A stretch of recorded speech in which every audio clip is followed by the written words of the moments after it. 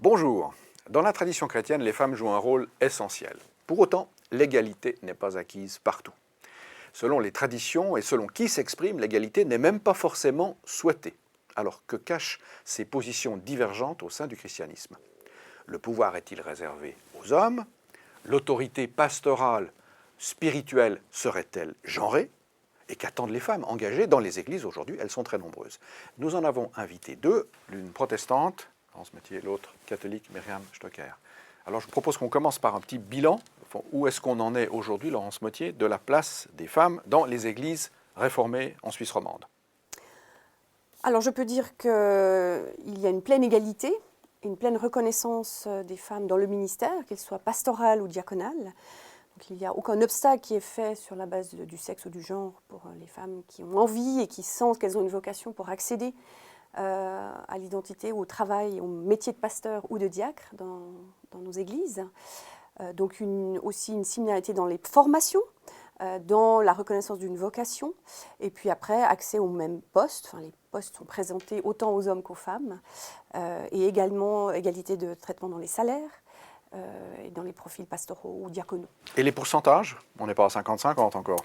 Pas tout à fait, mais on n'est pas loin. Peut-être qu'on est encore à 2 tiers d'hommes et à 1 tiers de femmes, mais il y a finalement plus de femmes, mais elles sont souvent à mi-temps. Donc après, c'est plutôt dans la prise en compte des charges familiales, des charges de vie, qu'il y a une différenciation ou peut-être encore une discrimination qui peut se marquer. Voilà. Mais l'accès, en tout cas, est plénier des femmes dans le ministère pastoral et diaconal. Alors, on sait bien, dans l'Église catholique, ce n'est pas tout à fait la même chose, Myriam Stocker, mais quand même, il y a des choses qui ont avancé un tout petit peu. On en est où, là, précisément aujourd'hui? Qu'est-ce que les femmes peuvent faire et qu'est-ce qu'elles ne peuvent pas faire dans l'Église catholique?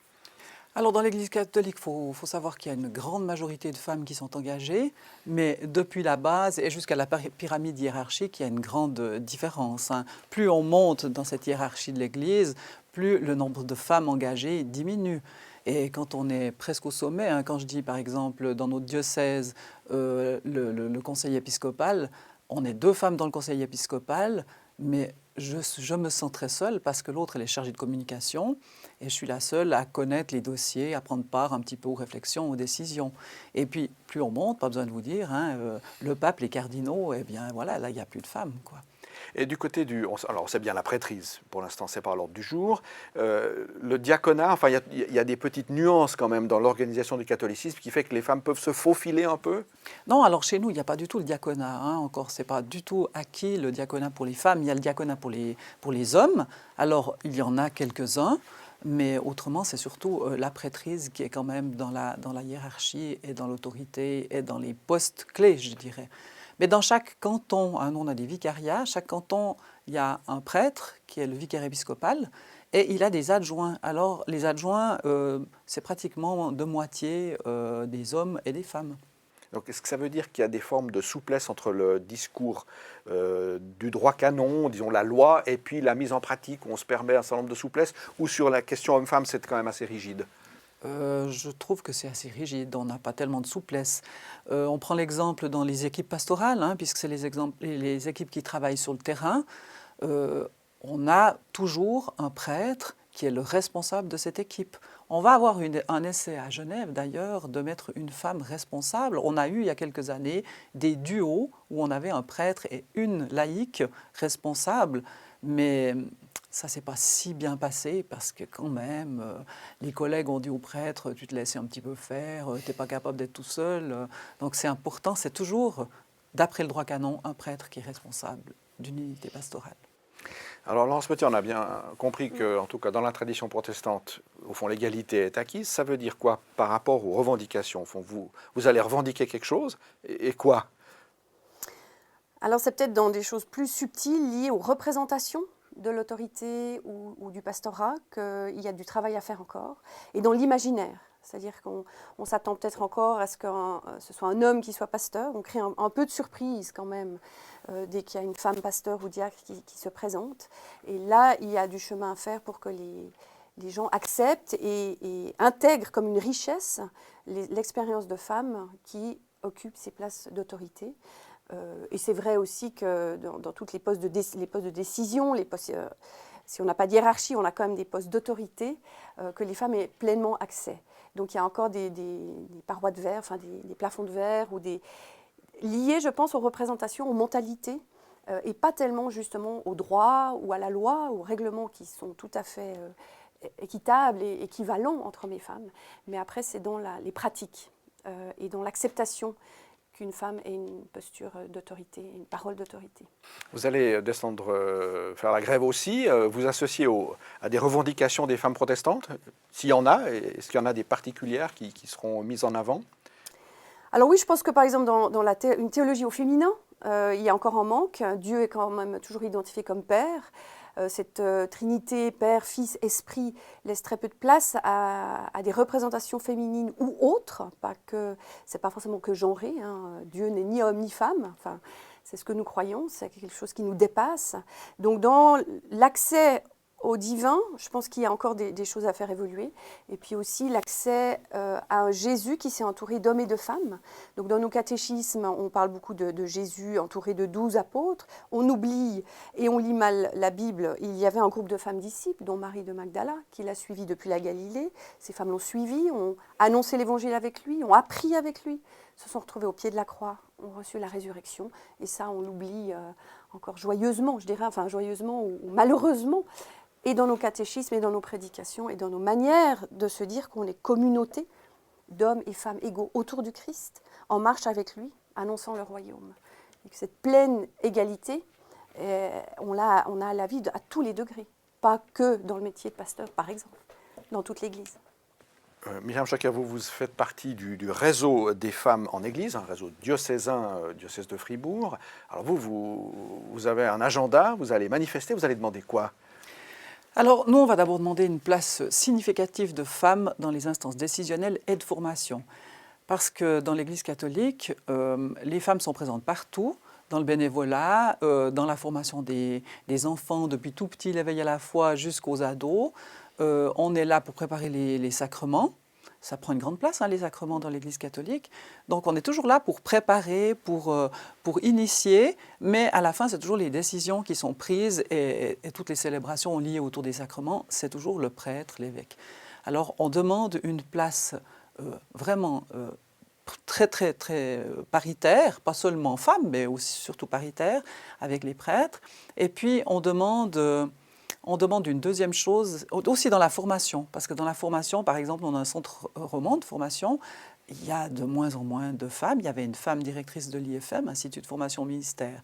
Maintenant, il n'y a plus de directeur, directrice, je ne sais pas s'ils vont nommer quelqu'un. Et puis, dans le séminaire non plus, il n'y a pas de femmes. Et je pense que dans une formation comme ça, il y a besoin d'avoir des femmes. Alors, on va demander ça. Et puis, la deuxième chose, c'est qu'on demande qu'il y ait au moins tous les 2 ans une journée de rencontre entre l'évêque et toutes les femmes qui sont engagées, qu'elles soient salariées ou bénévoles. Parce que les femmes, on n'a jamais l'occasion de rencontrer l'évêque. Puis l'évêque, c'est quand même celui qui fait la communion, hein, il est censé faire l'unité dans son diocèse. Quand est-ce qu'il rencontre les femmes?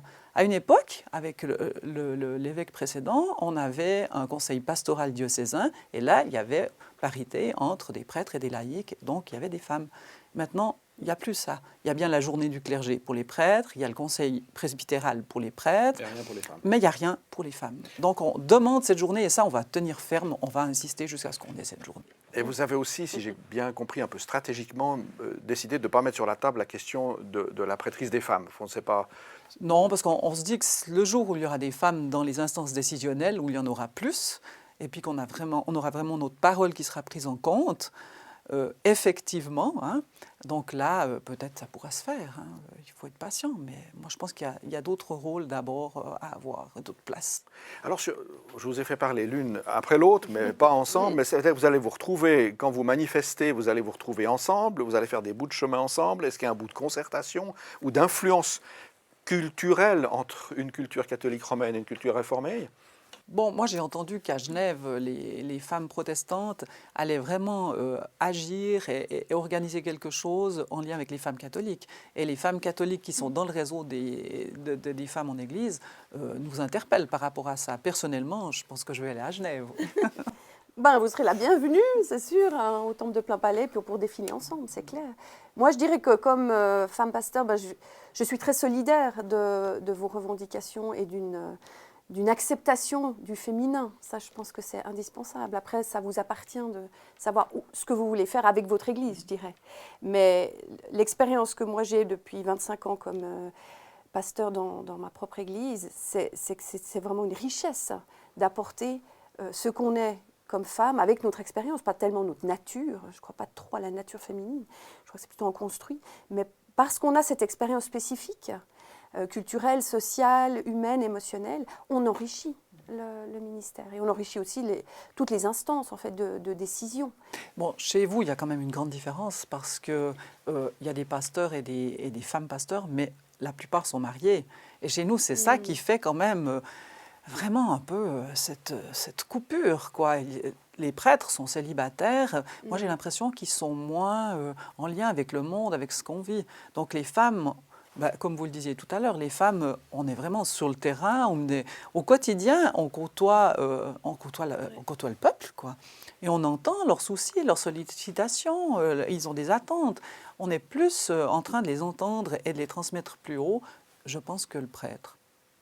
Puis peut-être nous, ce qui a bougé, c'est le modèle. Pendant quand même très longtemps, l'homme était le pasteur et sa femme était l'acolyte. Enfin, faisait presque un ministère à côté de lui, avec lui, mais était subalterne et les enfants étaient aussi intégrés au projet paroissial. Et là, on est passé de ce modèle à l'idée que Dieu appelle qui il veut, quel que soit son sexe ou son genre ou son état de vie, et on sert par nos charismes.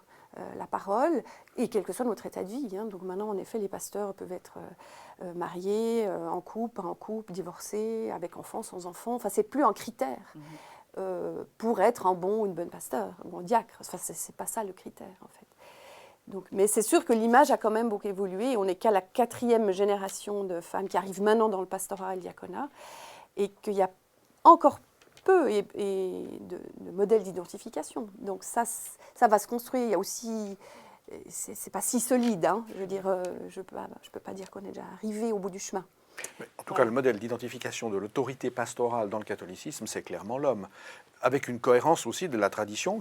Voilà, Jésus a eu 12 disciples, c'était des hommes. Bon, voilà, on continue comme ça parce qu'il y a quelque chose de fondamental lié à la masculinité. Bon, moi, je ne suis pas tout à fait d'accord. Moi, je pense vraiment que l'autorité, elle ne doit pas être masculine. L'autorité, elle n'est ni masculine ni féminine. C'est la personne qui fait. Et c'est ce qu'on a à vivre, ce qu'on a à donner. C'est notre charisme, c'est notre formation. Je pense que c'est à partir de là qu'il faut voir comment donner l'autorité. Mais quelqu'un qui a une bonne autorité pastorale, il doit avoir une bonne vision et savoir amener les gens à suivre cette vision pastorale. Et ça, c'est pas parce qu'on est prêtre qu'on l'a nécessairement. Donc, je pense qu'il y a des femmes qui sont tout à fait à même de faire ça. Hein. Elles ont des bonnes connaissances, elles ont un vécu, elles ont une expérience, mais d'abord de baptiser. Et puis ça, c'est important. Nous, c'est ça qu'on aimerait qu'on nous reconnaisse. C'est tout ce qu'on fait comme engagement. Moi, je suis heureuse dans l'engagement que j'ai, dans l'engagement d'accompagnement d'équipe pastorale, de côtoyer ces prêtres venus d'ailleurs. Et là, je me sens bien reconnue, bien respectée, mais ça suffit peut-être pas. Donc, on aimerait que cet engagement de femmes soit pas juste notre vocation de baptiser, mais reconnu comme un ministère en plein authentique, quoi. Oui, ben je me dis, si l'autorité est liée à un pénis, eh ben, je veux dire, c'est quand même très, très limitant. Et on en fait une idole de cette masculinité de Jésus. Et, enfin, pour moi, c'est une limitation qu'on s'est donnée et peut-être une défense de privilèges. Je pense que les premières femmes qui sont entrées dans le pastorat, ben, elles se sont dit il faut faire un peu comme les hommes parce que l'autorité est encore liée au phallus ou à une image de masculinité ou de force. Est-ce que pour autant, il n'y a pas des natures d'autorité différentes entre une figure masculine et une figure féminine, sans aller jusqu'à l'autorité liée au phallus tel quel, mais au genre? Après tout, l'autorité d'un homme ne s'exprime pas forcément de la même chose que l'autorité d'une femme. Oui, mais alors je peux le dire par rapport à une expérience de vie ou à une compréhension de l'autorité, mais pas quelque chose d'essentialiste ou de naturaliste. Non, pour moi, ça c'est un construit que justement la société nous a poussé, Église, à déconstruire. Parce que je pense qu'il n'y avait pas eu la lutte des femmes socialement, je ne sais pas si les églises auraient évolué. Et c'est au moment où il y a des femmes qui ont été formées en théologie qu'on s'est dit, mais on va faire quoi de ces femmes? Donc je veux dire, l'Église n'a pas été si prophétique que ça, l'Église réformée, pour accueillir pleinement les femmes. Elles ont aussi dû beaucoup lutter et faire la preuve qu'elles pouvaient incarner une autorité, peut-être bien différente, mais tout aussi valable et légitime. On a parlé de pouvoir, est-ce qu'il n'y a pas quand même quelque chose du côté du pouvoir, à savoir que les hommes, je me tourne de votre côté, mais en fait c'est valable aussi de l'autre, au fond les hommes dans la religion chrétienne étaient les principaux détenteurs du pouvoir ecclésial, c'était quelque chose, hein, et qu'au fond ils ont de la peine à lâcher bêtement du pouvoir. Bon, ça c'est aussi cette hiérarchie qui a fait que le prêtre, en étant prêtre, il était un petit peu au-dessus de tout, hein.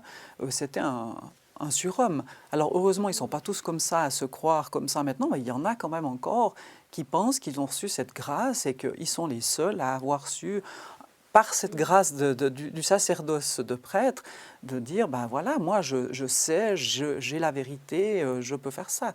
Alors heureusement, ils ne sont pas tous comme ça, mais il y en a encore un peu trop qui pensent que le laïc, il est inférieur. Est-ce que ça remonte, c'est une question un peu théologique, mais est-ce que ça remonte à l'Ancien Testament, où dans l'Ancien Testament, on a au fond des prêtres, hein, qui sont des hommes et qui font les sacrifices qui permettent d'avoir accès à Dieu, et que d'une certaine manière, le catholicisme a repris ce dispositif, le protestantisme aussi, mais l'a actualisé ou dépassé, je ne sais pas comment il faut le dire. Non accès à l'autel, au fond, que les hommes, parce que voilà, ça vient de la mémoire collective du Premier Testament. Alors là, je dirais oui, c'est presque un fond d'impureté, en fait, parce que la femme a des règles. Enfin, je pense qu'il y a des choses assez primaires, des fois, que j'ai pu ressentir dans certaines relations œcuméniques que j'ai eues comme pasteur, allant célébrer dans une messe et m'approchant de l'autel, où je me suis dit, c'est pas seulement parce que je suis protestante qu'il y a un souci, mais c'est parce que je suis femme. Et que justement, j'incarne peut-être quelque chose d'impur. Enfin, j'avais un peu ce doute, ou cette interrogation face à la gêne du prêtre. Donc, c'est sûr que si on est stigmatisé là-dessus, alors ça va être très compliqué, parce que ça, c'est quand même indépassable. Dans l'Église catholique, on n'a pas tout à fait les mêmes formations, hein. On a des théologiennes qui ont une formation équivalente à des prêtres, mais après, la plupart des femmes ont fait l'Institut de formation au ministère ou des formations cantonales. Elles sont actives là où elles sont, mais c'est peut-être aussi ça, il faudrait arriver à une formation vraiment équivalente et peut-être que ça serait plus facile, hein. Il y aurait une autre reconnaissance, mais je ne crois pas que c'est seulement ça, ce n'est pas au niveau de la formation. Moi, je pense que l'expérience de la femme et de son manière d'organiser la vie, d'avoir des expériences de territoire, de terrain, etc., c'est tout aussi valable que suivant quelle formation. Je ne pense pas que le frein, il est là. Vous me disiez même, au niveau pastoral, de la sensibilité pastorale, de la vision pastorale, il y a des femmes qui sont plus compétentes que des hommes. Vous pouvez le dire sur le terrain, parce que c'est un peu aussi votre métier. Bien sûr, ce n'est pas parce qu'on est prêtre qu'on sait animer une équipe, ce n'est pas parce qu'on est prêtre ou homme, mais qu'on sait manager tout ce qu'il y a à manager, qu'on sait former, etc. Donc, je pense qu'il y a des femmes qui sont tout aussi compétentes, et même plus compétentes pour bien des choses. Oui. Alors vous représentez deux traditions qui, pour l'instant, ont fait des choix différents par rapport aux femmes, mais ces deux traditions sont l'expression d'un christianisme en crise, catholique ou réformé. J'aimerais vous poser la question, au fond, est-ce que l'accès des femmes au poste clé ou à l'égalité, est-ce qu'elle change quelque chose? Elle devrait ou elle a changé quelque chose à la situation profonde du christianisme dans le territoire sécularisé qu'est le nôtre? On peut dire aux protestants, mais vous avez des femmes pasteurs, mais en fait, la situation des réformés n'est pas bonne. Le rayonnement du protestantisme est en déclin.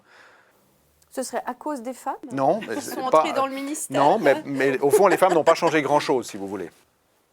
Non, mais ce que je sens, en tout cas dans la pratique, c'est que les gens sont assez heureux. La population générale, ils sont assez heureux de sentir qu'il y a aussi des femmes qui ont accès au ministère. Donc ça, c'est plutôt un plus, une ouverture. On se dit, ah oui, vous les réformez, vous êtes quand même ouverts, vous n'avez pas tous ces clivages, vous êtes inclusifs. Alors, ça ne règle pas tout le problème sociologique du déclin des églises historiques, mais je pense que cette inclusivité dont c'est qu'un signal, l'accès des femmes au ministère, pour moi, on est en route vers une église vraiment inclusive. Donc, c'est ça qui est intéressant. Que notre société le perçoive ou pas, ça, je pense, c'est un autre débat. Mais quand on parle de pratique, on parle toujours des gens qui sont à la messe, en tout cas pour nous, c'est ceux qui sont à la messe le dimanche. Et puis on se base là-dessus, on dit, ben voilà, il y a une faible pratique catholique maintenant, mais il y a énormément de gens qui s'engagent dans des services de diaconie, et je pense que ça, c'est aussi une manifestation de la foi. C'est pas parce qu'ils vont pas à la messe tous les dimanches qu'on ne doit pas les considérer comme des pratiquants et des baptisés avec une vocation toute pleine, quoi. Alors je trouve ça, c'est... Je pense que là, il y a encore plus de gens maintenant qui s'engagent en diaconie, dans des institutions de service, que de gens qui pratiquent à l'Église. Et j'aimerais bien que dans la religion catholique, on commence à compter comme ça, quoi. C'est pas la pratique du dimanche, mais c'est la vocation d'aide au prochain. D'ailleurs, notre pape nous dit souvent, il faut aller vers les périphéries, vers les gens défavorisés de toutes sortes, et qui ne connaissent pas, qui n'ont pas la chance de connaître l'Évangile. Eh bien, je pense que là, il y a des gens qui sont très présents, et c'est pas qu'un 10% de pratique. Moi, je suis tout à fait d'accord. Et je pense que l'Évangile, maintenant, il se vit dans notre société. Les valeurs de l'Évangile, et du service, du prochain, de l'entraide, elle s'est diffusée, en fait. Et c'est ça qui est important. Alors, l'Église institution est en souffrance, en tout cas, du côté protestant réformé, voilà. Eh ben, c'est pas trop grave, c'est pas trop grave pour moi. On verra bien ce qui se passe, mais il ne faut pas sauver l'Église. L'Église est au service du monde, au service des autres. Et puis, ça nous appartient pas. Mais l'Église catholique, la même chose. Donc, mais je pense qu'elle est en crise là maintenant. Il faut quand même changer quelque chose.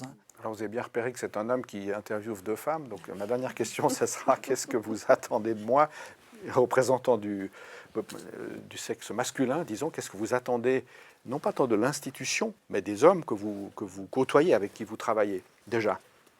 Bon, moi, ce n'est pas la femme contre les prêtres et ce n'est pas la femme contre les hommes, parce qu'il y a des collaborations qui sont excellentes. Et puis, je travaille très bien avec des prêtres, très bien avec des hommes, mais peut-être davantage de reconnaissance, et puis que, oui, on nous accepte vraiment dans ces instances pour qui on est, pour ce qu'on fait, et puis qu'on nous écoute. Moi, j'ai besoin de ça, et puis pas être seule, je me sens quand même très seule. Je suis contente d'avoir des groupes sur le terrain. Ces petits groupes, je me sens un peu responsable d'eux, ils sont très reconnaissants, mais ça s'arrête là. Donc, on a besoin d'être en équipe et d'être solidarisés, je pense, entre femmes et entre laïcs. Moi, j'attendrais un partenariat, de continuer à marcher dans un vrai partenariat où chacun amène sa part. Et puis finalement, la question après de l'identité genrée est plus si importante. C'est-à-dire qu'on fait équipe pour annoncer l'Évangile, pour servir, pour bâtir demain. Donc ça, c'est peut-être tout déconstruire, c'est peut-être utopique.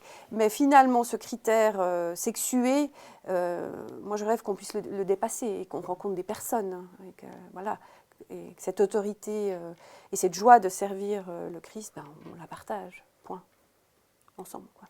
Voilà, merci à l'une et à l'autre d'avoir participé à ce moment, d'avoir essayé de témoigner de votre expérience.